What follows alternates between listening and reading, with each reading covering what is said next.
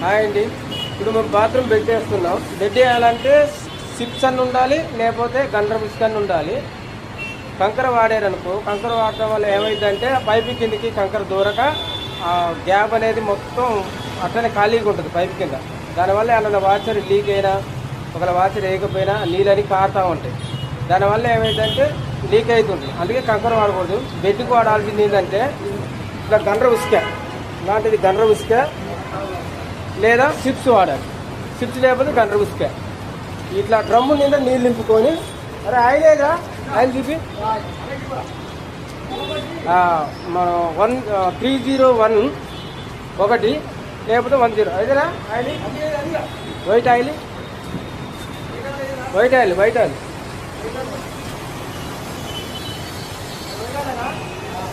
ఇది కాదురా, white oil. ఇది 101, ఇది డాక్టర్ ఫిక్స్ దొరుకుతుంది 101. ఇది కాకపోయినా వైట్ ఆయిల్ ఉంటుంది.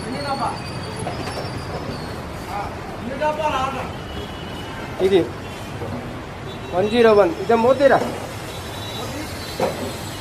ఈ ఆయిల్ వాడుకోవాలి. ఈ ఆయిల్ అట్లా మాల్లో పోయొద్దు.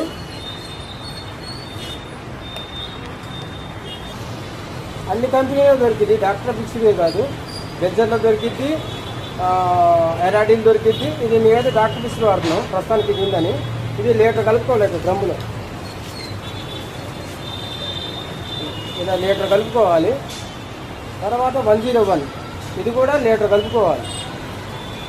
డ్రమ్ములు కలుపుకోవాలి. ఒక్కసారి డ్రమ్ములు కలుపుకుంటే మంచిగా మిక్సింగ్ అయ్యింది. ఇలా ఆయిల్ మిక్సింగ్ అయినాక ఈ వాటర్ అనేది మనం మాల్లో పోసుకొని మంచిగా కలిసిపోతుంది అనమాట. ఇలా ఎప్పటికప్పుడు అలా మాల్లో పోయిపోకుండా ఒకసారి డ్రమ్ములు కలుపుకోవాలి. కలుపుకుంటే బాగా మిక్సింగ్ అయ్యింది. ఇక తిరగొట్టాలి మొత్తం.